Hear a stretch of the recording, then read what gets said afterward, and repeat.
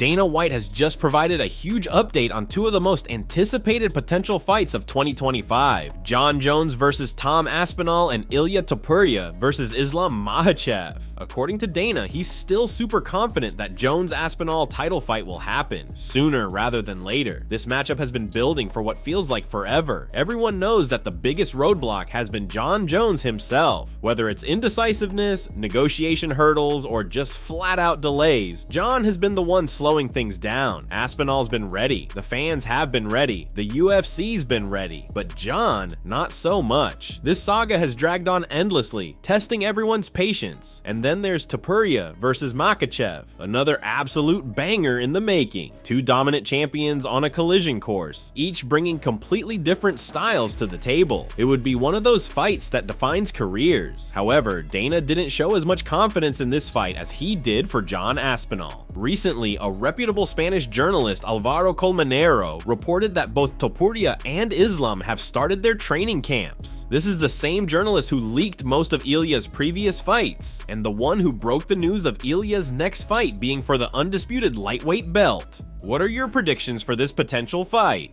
Leave your comments below. Jon versus Tom Aspinall. This week was a funny one. Someone reported that the fight's done, it's got a date, then the next day someone reported the fight's off, and then Jon's not taking it. Everything you hear is bullshit until we say it. So that fight is still the target for both men. I've said it many times that's the fight that we want to make this year. Okay. Yeah. At the beginning of the year, you said you were super confident. It's definitely going to happen. Are you still super confident? Still super confident. Cool. In your career, do you remember another fight that people are kind of bitching at you about as much as this one? Yeah, there's been plenty, but I've said since day one, this will be the biggest heavyweight fight in the company of, in the history of the company and in the history of the sport. This will be a big one. I'm looking forward to it. And Ilia Islam? What's that? Ilia versus Islam? We'll see. Okay. We'll see how it plays out. But here's the thing, if Jones versus Aspinall finally happens, it's not going down at International Fight Week at UFC 317, and it won't be Khamzat versus Dricus either. Dana just confirmed that fight will indeed happen next, but not at International Fight Week, so that leaves one clear option, Ilia Topuria. The question now is, who will he face? Islam Makhachev or Charles Oliveira? For International Fight Week, the UFC always aims for the biggest, most electric fights possible. While Topuria and Oliveira would be a huge fight, it's no secret that Topuria and Islam would be a bigger fight. A true champion versus champion super fight that could headline a monster card without even needing much help. If it ends up being Ilia versus Charles, expect the UFC to go all out and stack the card with star power. We're talking major fights like maybe Adesanya versus Strickland 2, and a lineup loaded with names that guarantee fireworks. Chael Sonnen shares his 2 cents on the ongoing UFC 317 situation. But Dricus Du Plessis, who is healthy, happy, and willing, and just informed us as much, is not needed. I only share for you that it feels from our seat that that's where they're at for International Fight Week, and that's what it feels like, because they already have something. Well, what could that be? What could that be? I'm told Justin Gaethje is going to be fighting Islam. That's what I'm told. I have a hard time believing that. I have a really hard time believing that. But it also involves Ali, who might as well be a magician. Ali can pull magic out of the hat like no other manager in this industry, so I cannot discount it. Ilia Topuria, as of yesterday, was said to be fighting International Fight Weekend for, and I will quote, a title. Well, that's a very interesting grammatical choice. A title or the title? There are 2 titles out there.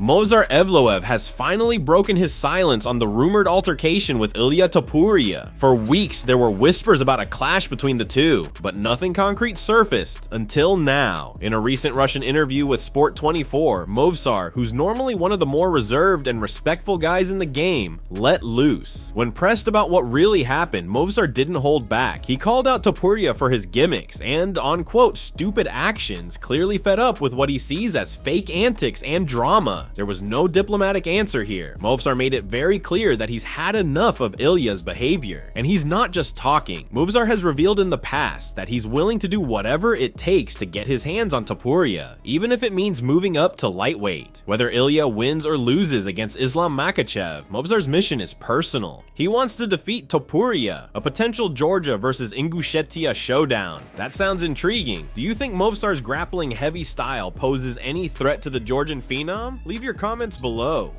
Ну и заканчивая тему Топурии. And to wrap up the topic of Topuria, you guys have clashed a couple of times in the past. Mind opening up about those encounters? Is this personal? What happened? He ran his mouth and said things he shouldn't have. And honestly, I don't think he did it because he dislikes me or something. It's because he is not the brightest, you know. He's very stupid. When you're at this level with millions of people watching you perform live, and you're one of the best fighters on the planet, you shouldn't be acting like this. I believe every fighter deserves respect. But some people like him like to stir up drama for hype or whatever reason. Honestly, I'm not taking his actions to heart. Have you noticed that this guy talks trash to every fighter out there? He stirs up drama left and right. I will meet him inside the octagon one day, and then I will make him pay for his actions. Would you consider shaking his hand?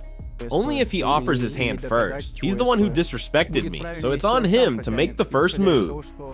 In a recent YouTube video, Michael Bisping previewed the upcoming clash between Kamaru Usman and Joaquin Buckley. Bisping raised an interesting question. If Usman loses, could this be the end of the road for the former welterweight king? As for the fight itself, it's a fascinating one. Buckley is surging right now, riding an impressive win streak, with the biggest feather in his cap being the one-sided beatdown of former interim champ Colby Covington. That momentum, combined with his explosiveness and relentless style, has suddenly made Buckley a serious player at 170. If he manages to get past Usman, it wouldn't be crazy to see him thrown straight into a title shot conversation. But beating Kamaru is no easy task, even at this stage of his career. The Nigerian Nightmare still has elite wrestling, brutal clinch control, and the kind of championship experience that you just can't replicate. Buckley's going to have to deal with that pressure and the grinding style Usman brings. At the same time, Buckley's raw speed, power, and newfound confidence could create some chaos if he catches Usman early. Physically, when you look at Joaquin Buckley, the man is a physical specimen. Simple as that. Find me a better athlete. I'm telling you, I don't know if it's possible. He's so fast. He's got no problem going the distance. He has ridiculous power in his shots. He's got a good gas tank. The man's phenomenal. He's a great athlete, and he's coming into this one revved up. As I say, Kamaru Usman, anytime anyone fights Kamaru Usman, okay, you've got to bring your A game. And especially when you look at what he did against Khamzat Chimaev. Yeah, all right, he kind of got ragdolled in the first round. But round 2 and 3, he slowly worked his way back into the fight. And as I say, I remember at the time I said that that fight could have been a draw, okay? So there's no question that Kamaru Usman is still a threat to the very best people in this game. Question is, does he win this fight? And the question is, if he loses to Joaquin Buckley, does he walk away from the sport? Is the nightmare over? Is this the end? Is it done? Is this the last time maybe that we get to see Kamaru Usman fight? That's it from MMA Psycho. Thanks for watching. Don't forget to leave a like and subscribe for daily MMA news.